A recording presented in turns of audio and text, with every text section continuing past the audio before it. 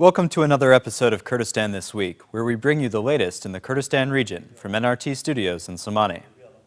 The Kurdistan Parliament held first and second readings this week of a bill that would reactivate the Kurdistan region's presidency law.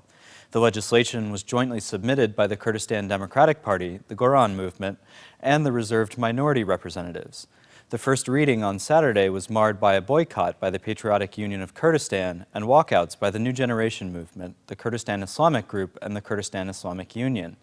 The latter three objected to the Speaker's refusal to consider their rival bills on the issue. Despite the walkout, Parliament was able to maintain quorum.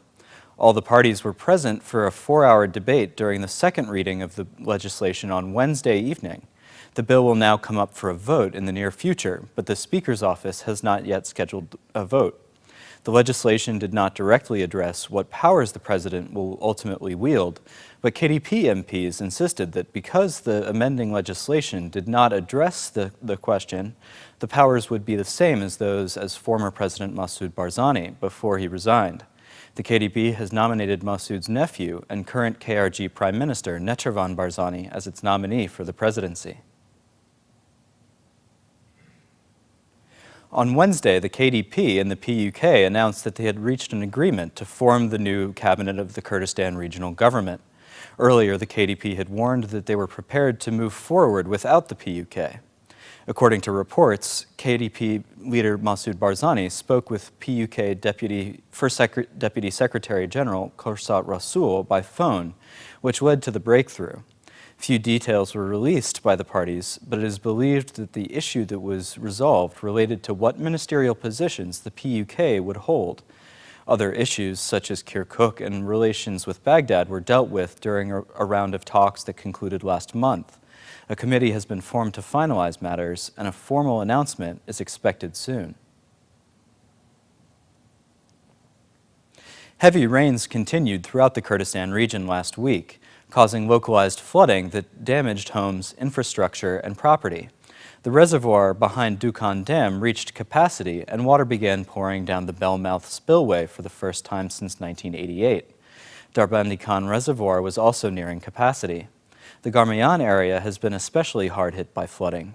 On Thursday, officials there said that it would cost nearly 24 billion Iraqi dinars, or $20 million, to repair damage to roads, bridges, and other infrastructure. Officials have said that the Kurdistan region has experienced its rainiest winter in decades.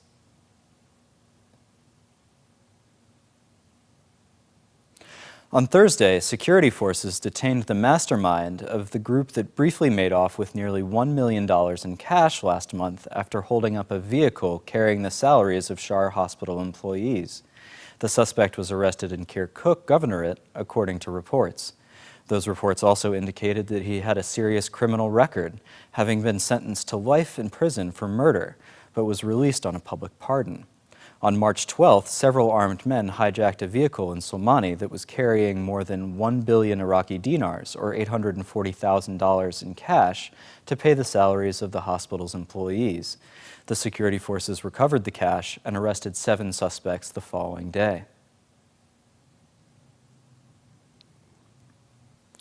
9 football players of Kurdish football club Akre were wounded when they were attacked by supporters of a rival club in the city of Duhok.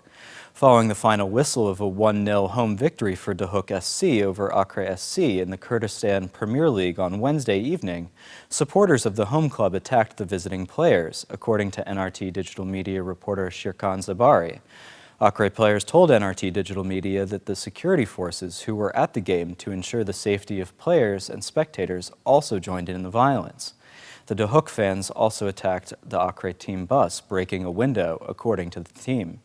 Head of Akre Sport Club Salah Ibrahim said on Thursday that he would file a complaint with the Kurdistan Football Association against Duhok SC. In a statement, Duhok Sports Club denied that its supporters were responsible for the violence, saying an investigation had been launched.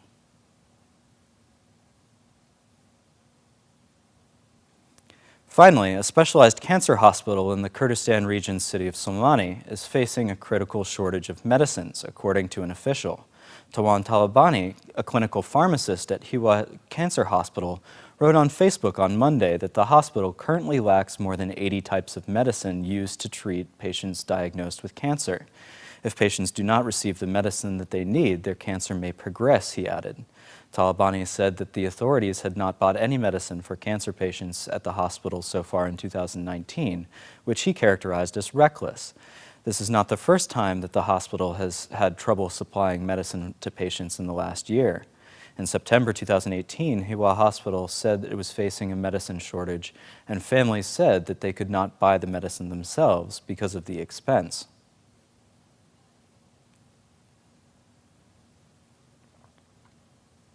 Thanks for tuning into this episode of Kurdistan This Week.